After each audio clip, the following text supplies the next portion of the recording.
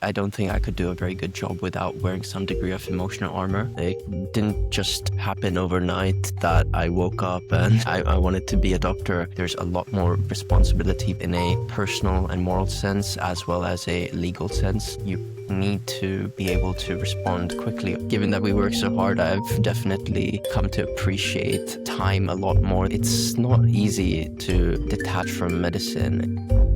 Welcome to Tell Me More with Monisha Mahtani, the podcast where we explore the story between the question and the transformation.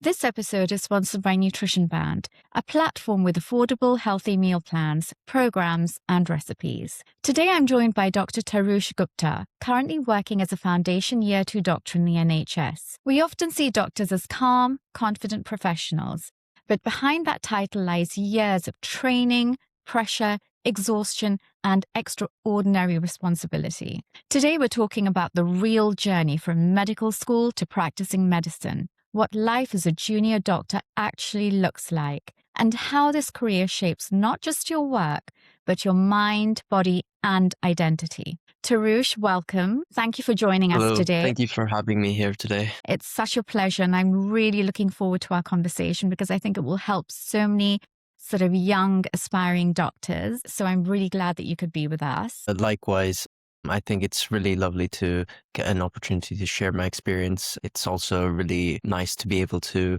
reflect on it every once in a while in between the hustle of medicine. Absolutely. So I'm going to start with your journey. Take us back. What first made you want to become a doctor? Well, it's been a long journey for me, and it didn't just happen overnight that I woke up and I wanted to be a doctor. The reason I chose to follow medicine as my career path was, on one hand, I found myself leaning more towards science-based subjects. I was finding myself quite fascinated by the human anatomy. On the other hand, my experiences with our family doctor, with the specialists that me and my mother would go to see over the years, left quite an impression on me. They were clearly very well educated and had a depth of knowledge that I found myself finding quite attractive and wanted to mimic myself as a young teenage boy.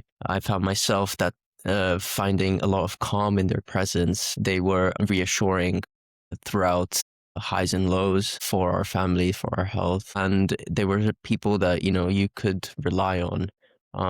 So obviously exemplary members of society, and seeing that for not just myself, but other people as well. So I suppose having that trust, dependability, reassurance. Did you grow up in London?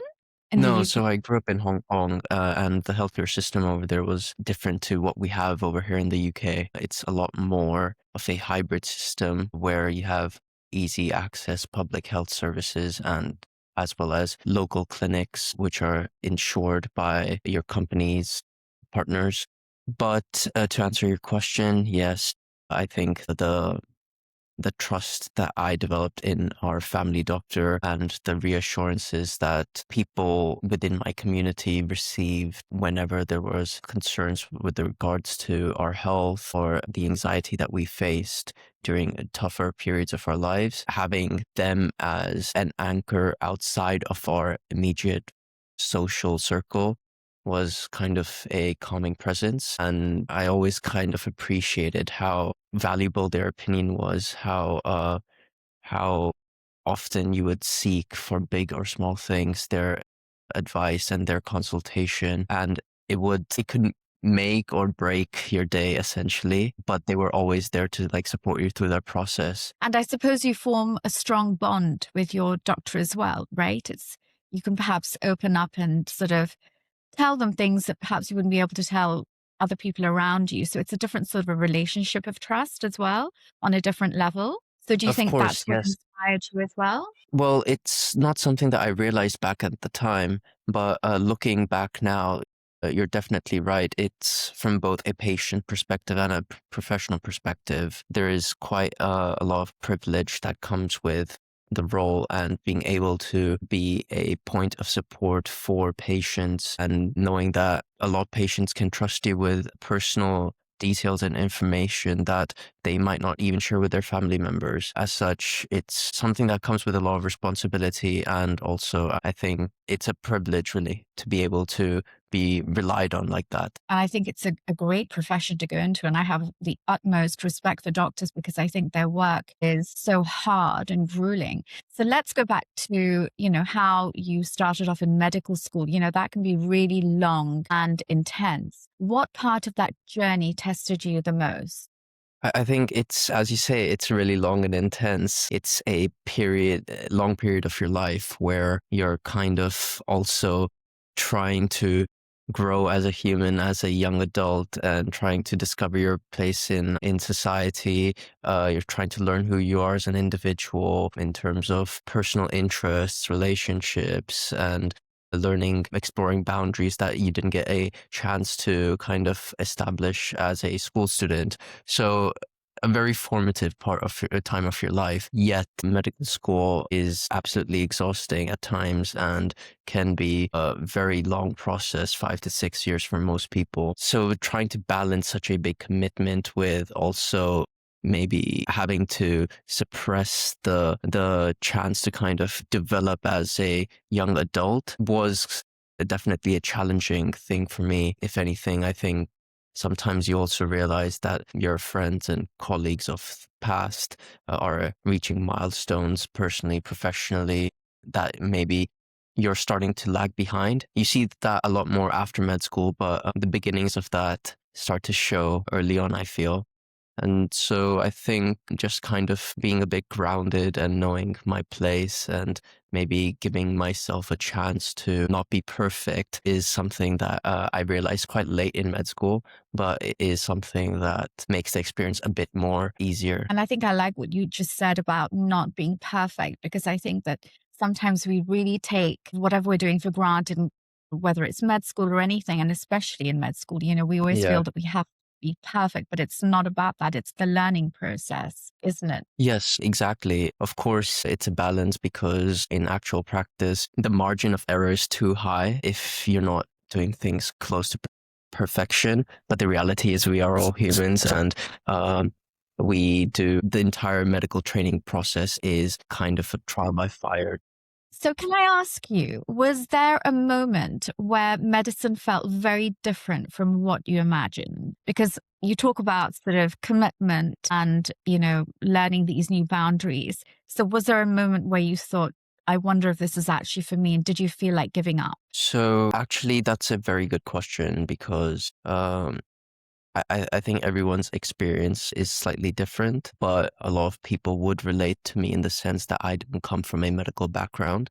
So kind of exploring the career whilst learning the career was a bit of a challenge and a bit of a shock as well. That is why when young students say that they want to pursue medicine, I think one very good advice, which I didn't appreciate as much back in my earlier days, is that you really want to get a lot of exposure into medicine before you actually make the commitment. I did too. And despite that, I think every day of med school and every day as a doctor has been a eye-opening experience that kind of I knew, but also didn't know into the depth that what those experiences would teach me as a professional and as a individual.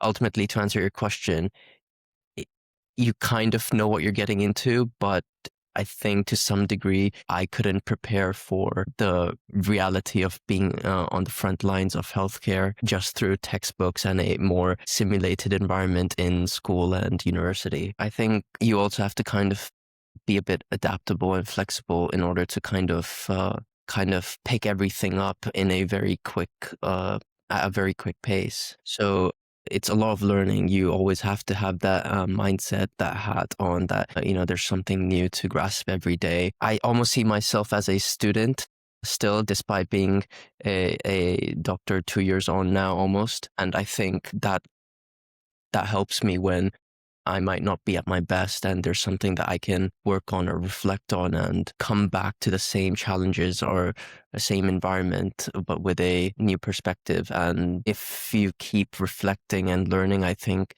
the process gets a bit more manageable. And over time, gradually you do realize that you're developing as a professional. And that's kind of nice to see in retrospect. So can I ask you, Tarush, what's something that medical school simply cannot prepare you for, other than sort of learning on a day-to-day basis, which you still are, even 2 years on? Is there something that it just doesn't prepare you for? I think medical school does a very good job to kind of make you aware of factors that you may come across during your practice.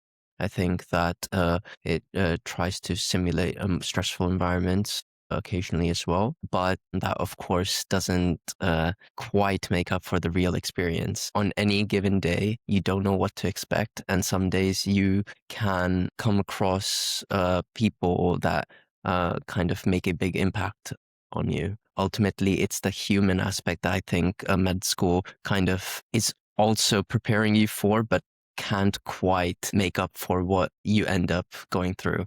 By that, I mean, people can be really grateful to you. People can be quite rude sometimes on the front lines of healthcare. Sometimes you're dealing with patients and family members and having to kind of be there for them on an emotional sense that you maybe hadn't kind of prepared for when you woke up that morning. So it can be quite an emotional roller coaster in both a good and bad way. And the intensity of human communication, the intensity of human emotion can sometimes really take a surprising effect. Because I suppose it's medicine sort of being applied in the real world, right? And no one prepares you for the emotions because, it can be quite traumatic, I suppose, for people going through sort of health conditions, health scares in their families, and for them to be experiencing that. And then for you also to be on the receiving end because you're watching their turmoil, I suppose, in a way. Yeah, that's a really good way of putting it. It's not just an emotional and cognitive burdens. Seeing the patient and their families in physical turmoil as well can be quite exhausting because ultimately, no matter how prepared you are for it, you too are a human, and it can be quite taxing at times.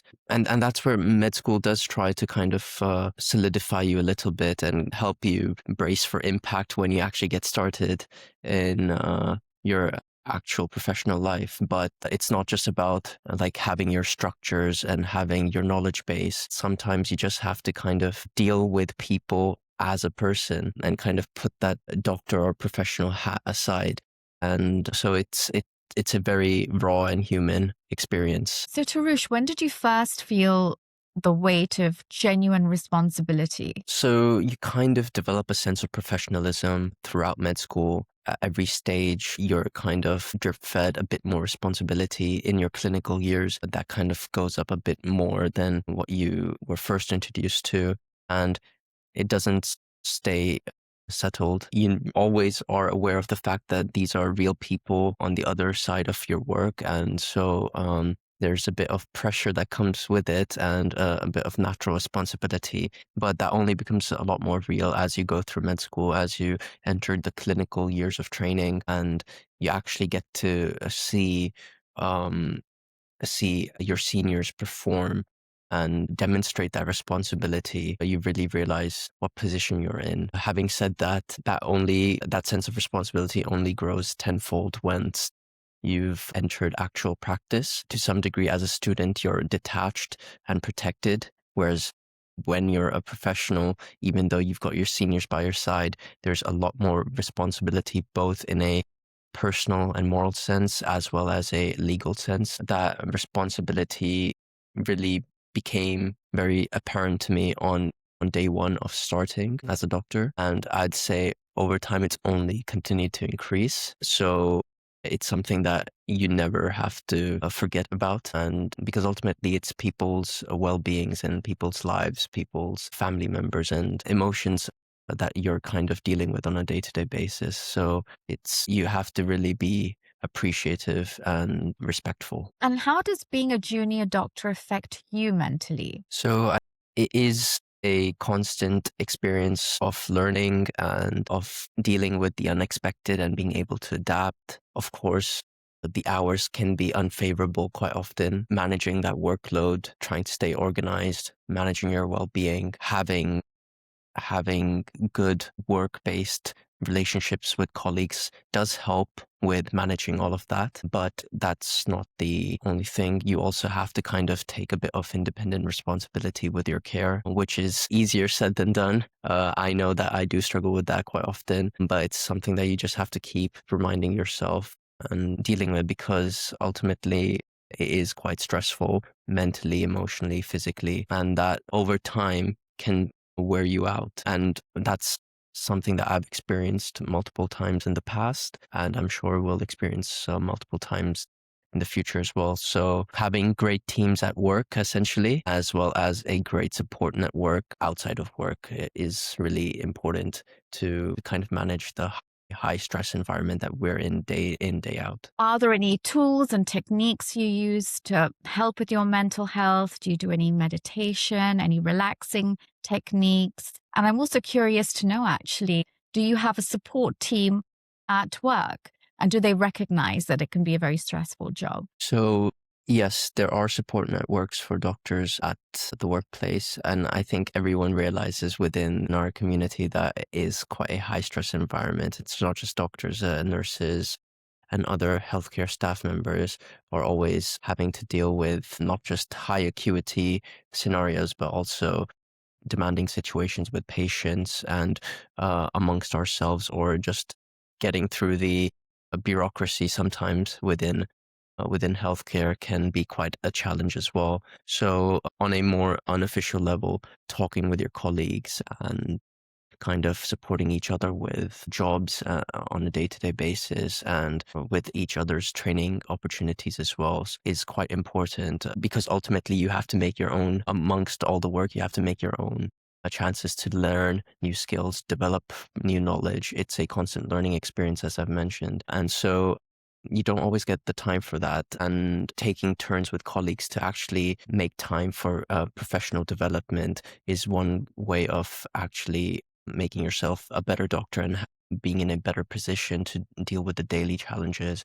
Additionally, I think everyone understands to some degree that it can be a very emotional experience, and there are systems to kind of talk with one another unofficially. So if you've been through a bit of a traumatic experience with a patient or in a high stress environment, there's something that we call the debrief. And it's kind of a formal term for just kind of telling your colleagues, hey, let's just talk about this and let's just reflect and process what's going on. So that's quite helpful as well. The reality is that not always there's an opportunity to actually kind of do that. But from what I've seen, everyone is mindful of one another and makes that effort as well. Additionally, you can always talk to your seniors as a junior doctor, and the level of support and formal modifications that can be provided to aid you on your journey can vary quite a bit, depending on department and unit that you're working on.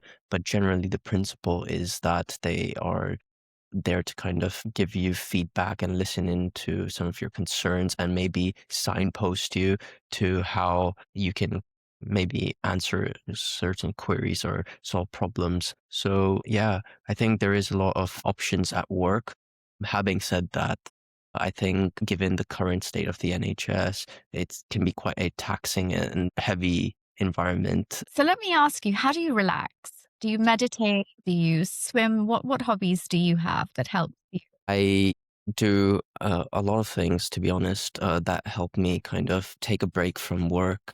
It's not easy to detach from medicine. It can be quite a sticky subject to stay on your mind. Sometimes it can be quite emotional at work, or there's something quite high yield and cognitive that you've experienced, new skills that you developed, and they kind of stay on your mind even after 5 or after your shift hours. But it's important to kind of, at least for me, switch off entirely. Some people find that not very helpful or something that they're keen on doing. But me personally, if I don't switch off, I don't feel like I'm ready for the next day. I do that by a variety of things. So a good meal definitely helps. So I look forward to my dinners after work quite often. find physical activity quite helpful. I don't get to do that as often as I'd like, but the key is to be organized. Having a ritual in place, like you said earlier, is quite important and the key to building good regular habits. Physical activity like the gym, I like to mix it up, so I prefer to try new forms of sports or exercise and just kind of find new ways to move my body and let my mind breathe a bit. I'm a big fan of movies and TV shows, so I get caught down that rabbit hole quite easily as well. Recently, I've started trying to socialize in my local community.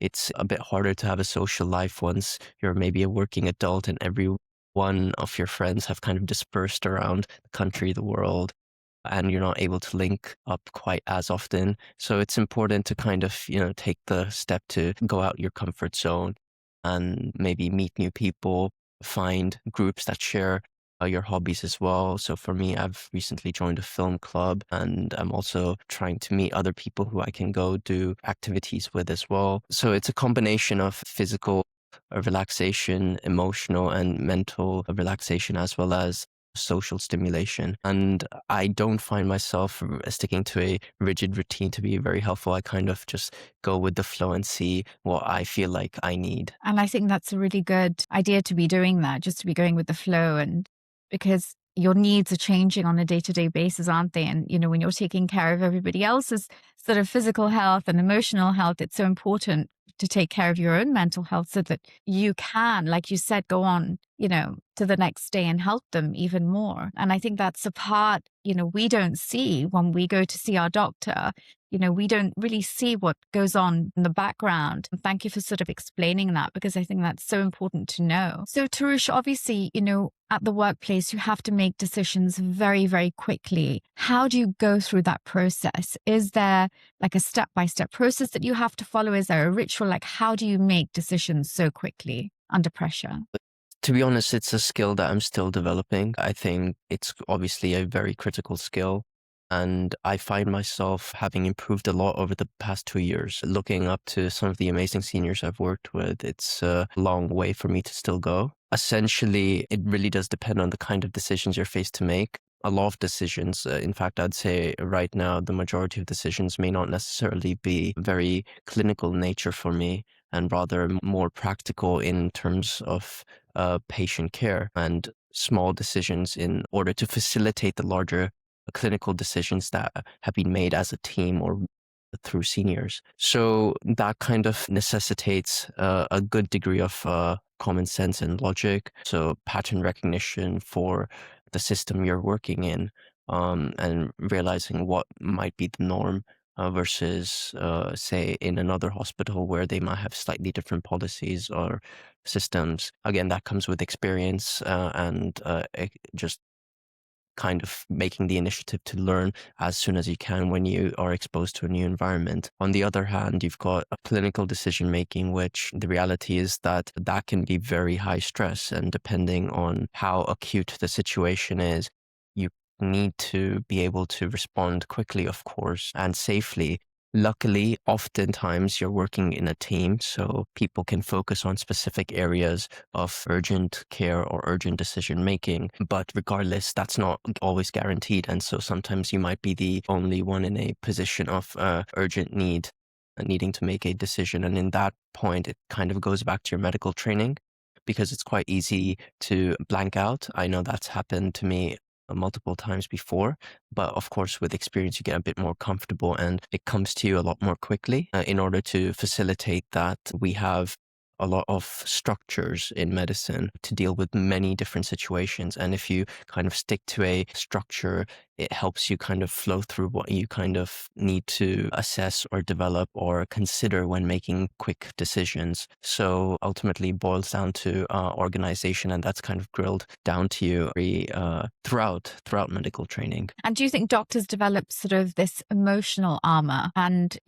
is that even healthy, really, to develop that sort of armor around you? Does that get in the way of your performance as a doctor? So definitely, it's something that I think every medical professional is aware of, that over time, the more experience you get, there is a degree of, for a lack of a better term, desensitization or emotional armor, as you'd put it. It's a double-edged sword, really, because you definitely need some degree of armor that you have to wear in order to kind of, in order for you to uh, deal with unpleasant scenarios on a day-to-day basis, both in terms of patient care and working with colleagues. Every medical professional will have experience and notice that to some degree. It's a double-edged sword because on one side, you're kind of breaking away from that emotional empathy to a certain degree. You always need empathy. It's because you have to understand it's people at the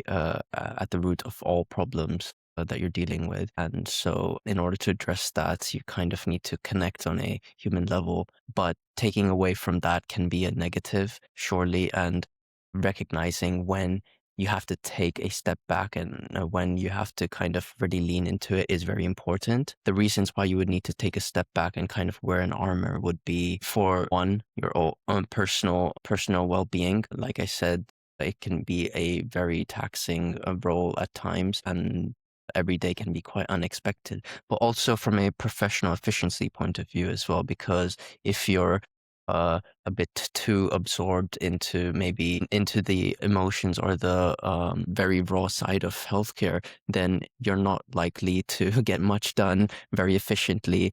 And ultimately, as a doctor, you're an advocate for your patients, and you have to kind of fight on a daily basis within the hospital, within the healthcare system, to kind of progress their care alongside a lack of resources. And so fighting for those resources and fighting for your patient requires you to kind of maybe take a step back and focus on what's necessary. So I don't think I could do a very good job without wearing some degree of emotional armor. Having said that, I'm still relatively young on my journey, and I think it's a lot harder to kind of avoid the desensitization over a long career. But that's where I think, being very mindful is very important, because as necessary as kind of being professional and stepping back is for your personal well-being as well, it's also kind of important to always remember that your actions have very meaningful impact. And a lot of times patients can complain about not being felt, listened to, or not being supported. So it's always a balance. And it's so interesting hearing you talking about sort of behind the scenes, because it really does impact your emotional well-being, your mental well-being, and you're juggling so many things at the same time. And we just don't think about the resources side either. So that's really interesting that you've brought that up. So, whenever I'm watching shows about doctors, it's always sleep that they talk about. So can I just ask you, is sleep disruption a huge part of medical life? And how does fatigue actually affect performance and well-being? So yes, sleep disruption is a common element. It's something that I have definitely struggled with over my last 2 years, and I'm still trying to find more sensible solutions to that issue. I feel the key is probably going to lie somewhere with being a bit more organized. So that's probably the textbook answer, but there is some degree of fatigue and sleep deprivation that you kind of have to bypass, because depending on your role, you may have some very unfavorable shifts, and that can be quite disruptive to your circadian rhythm. Of course, having a system to kind of get your rest in between that is very important. Otherwise, it's not safe for yourself and not safe for your working environment as well, to kind of have someone who's not cognitively quite aware due to sleep deprivation. So yes, sleep hygiene is definitely something that I have struggled with quite a lot. I know a lot of people also struggle with, but having said that, um, it seems like people ultimately find a system that works for them in order to kind of bypass that negative. That is a bit easier when you have a more steady job. So I'm quite junior. I'm only a second year post-grad. So I get moved a lot, but further down in my training, I would likely be more committed to a area of specialization and a unit of work, and that can help create a bit of a rhythm even with shift work, which will hopefully help me be a bit more organized, and I know that it can definitely be possible to have a more balanced and well-rested life as a doctor. The reality is that it takes more work than other professions, probably. So give me typical sort of day. What would it look like in terms of sleep? You know, how many hours do you get per night and how many hours do you nap during the day? I'm just curious to know what that would look like. Well, it's hard for me to say that I have a regular rhythm, which is not a good thing. The reason being that sometimes you step off work and say you've got a 8 to 5 working hour day. You step outside, you kind of allow yourself to take a break and process everything throughout the day, eat some food, maybe relax a bit with a TV show or a movie, try and get your exercise in if you're not already too fatigued from the day. But sometimes, you've got extracurriculars as well. By that, I mean, as a junior doctor, in order to kind of progress your career, you're expected to do a lot out of work as well, both in terms of studying as well as projects and audits and trying to educate your juniors as well, or medical students. So there's a lot of elements to cover, not just the clinical environment and the clinical knowledge. So those things can definitely eat into your personal time, which sometimes can be quite an easy way to burn out, but you have to try and, again, balance CV building and career progression with personal well-being, which is, again, a lot easier said than done. So depending on what's going on, like what projects or deadlines I may have, that can really take a toll on my sleeping patterns and time, push it well into the midnight or beyond sometimes. But I think on a more regular basis. So would you say being a doctor does change who you are outside work? Definitely, definitely. I would say that it's given me a lot to think about, both in my personal life and just how I interact with my surroundings and the people in my social circle, strangers I see on the streets. It gives you a lot of perspective when I think you kind of see the good and the bad, and people going through very rough patches in their lives, as well as people being very grateful and even experiencing good news, like having a newborn enter your family. So I think it really gives you a holistic experience or it gives you a holistic perspective on life at an earlier age. At least that's been my case. Kind of helps maybe keep you mindful of what really matters. And I think, given that we work so hard, I've definitely come to appreciate time a lot more than maybe I would have appreciated as a high school student. I think as a high school student, I was only focused on more superficial factors of my career. But again, you grow, you learn, you adapt your priorities. And I think that might have been a slower process had I not been in medicine. Maybe I would be trying to achieve very different goals had I not been in medicine. So I'd say that I'm a completely different person than maybe I would have expected myself to turn out to be had it not been for this journey I've taken. Are you glad with the journey that you have taken? And what advice would you give to aspiring doctors? So there are definitely days I wake up and feel like it's not being quite worth it. It's quite taxing. Am I really doing myself favors by pursuing this further? But ultimately, the answer is that it's been a privilege because I've been in environments that maybe you wouldn't otherwise get to see. I've gotten to learn and experience and develop in ways that maybe I wouldn't get elsewhere. And to see a real impact on a day-to-day basis on people's lives is definitely something that you can't take for granted. My advice to aspiring doctors or younger colleagues would be to take it a bit slower. It's very easy to get caught up in the rat race with medicine. I know it's something that's a cliche, but it really is true. And the longer I do my career, the more I realize it.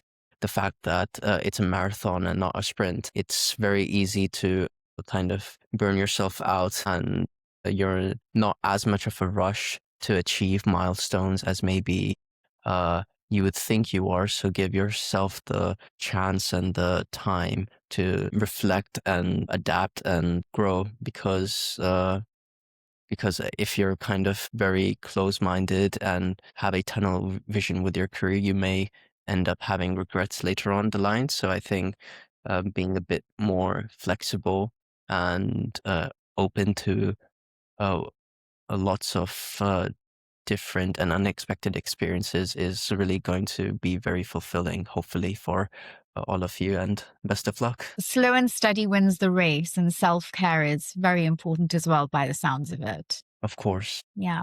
Okay, so we're going to go on to the quick fire round now. Would you turn to sleep or coffee as a quick fix? Ooh, I have a feeling that a lot of people are gonna say coffee, but for me, it would have to be sleep. Yeah. Okay. And what's the most underrated survival skill in medicine? Good question. I think this is going to probably be different depending on who you ask. Everyone's got a different set of strengths and weaknesses. For me, knowing when to kind of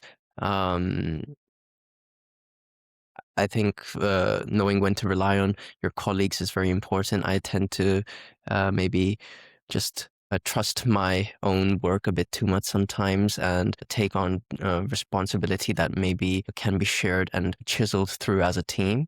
So knowing that it's a team sport and not a solo effort, as much as medicine is a very solo practice and a highly competitive discipline, ultimately the work that you're doing is for the patients, and that is best achieved by working as a team. So interesting and so important as well. What's a myth about doctors you'd love to do away with? Ooh, okay. Because it's definitely not all glamorous, is it? And it's lots of hard work. Definitely. I think that's and kind of going back to a question you asked a lot earlier about the shocks of being in medicine, I think a lot of people will definitely not realize how much of an employee you can be as a trainee at times, and that the rewards come at a lot of cost as well. So it's something that requires careful planning and organization. And ultimately, even the most experienced doctors, I think the one other myth I'd like to get away with is that doctors are this entity that are all knowing. And the fact is, no, that's not the case. And it's good that it's not the case, because medicine as a field is quite dynamic. It's ever evolving, and it's important for you to kind of adapt with the technologies, with the time, with the literature. And so being a lifelong learner is really critical to being a good doctor. And so I don't think that I personally would want to be treated by a doctor that's kind of know-it-all and rigid in ways that may have gone extinct, and is able to adapt and recognize gaps within their knowledge and skill base and address them accordingly is very important. So I think sometimes in public, people don't realize that we are lifelong learners. So if that was a lot more well known, then I think it would make for a certain easier patient interactions and managing patient expectations that might not always be very reasonable. Thank you for reminding us about that, because I think sometimes I do that. I go to my doctor and I think, oh, my doctor knows everything. But you're right. It's an evolving, dynamic field. So what is the most rewarding moment so far that you've had? Most rewarding moment? Well, there are many rewarding experiences I've had on a personal and professional level, but I think I can't forget a couple patients that always pop up in my head from time to time. And I was just a team member, but seeing them be so appreciative of my efforts in their care. And once, in fact, a gentleman in his 60s or 70s got up and out of his way to kind of give me his thanks and shake my hand. And that was quite early on, I'd say a few months into actually being a doctor. And it was something that I think will stick with me for ever, because I think that's the first time that I've gotten such immense respect from someone a lot more senior to me. And it felt kind of worth it that this person was clearly impacted in such a positive way. And that you receive a bit of appreciation for it also is nice. It helps kind of push you on to do your best time and time after again, even though things can get quite challenging. And it gives you perspective in as to what's important, not necessarily the money or the prestige or something else, but ultimately it's the person at the other end that kind of makes it all worth it. That's a beautiful feeling as well, right? So it just keeps you motivated to do your best. Of course, yeah, I'm not sure how motivated I would feel if I was just chasing numbers and performance metrics all the time. I think eventually I would stop caring, but with people, it's hard to not care. And can I ask you, so years from now, when you look back on this phase of your career, what do you hope it shaped you into? Very good question. Not sure what to say or what to look forward to really, but I hope that I hope the journey ahead kind of doesn't harden me too much, as you were talking about the emotional armor to some degree. I hope it gives me the confidence and competence to deal with uncertainty and the unexpected a lot better, both professionally and as a person. And hopefully it allows me to continue maintaining perspective and appreciate the little things in life and keep my priorities aligned to my morals. So I feel like that's a very textbook or very interview like answer, but to be honest, I think I really do mean it because medicines, I think, taught me that it's really the smaller moments and the people around you that matter the most, not necessarily the car you drive or the airplane ticket that you buy or the holidays that you travel frequently. So yeah, I think it's humbled me and I hope it continues. Dr. Tarush Gupta, thank you so much. This has been such an insightful and thought-provoking conversation. And it's made me, and I hope it makes other people, think of doctors and medicine differently to just what we see on the face of it. Thank you so much for having me, firstly, and giving me this opportunity to reflect on my experience, because talking with you has really opened my eyes to maybe things that I don't admit as often. Thank you. This episode is sponsored by Nutrition Band, a platform with affordable healthy meal plans, programs, and recipes. If you enjoyed this episode, follow, subscribe, and save it for later. See you next time and tell me more.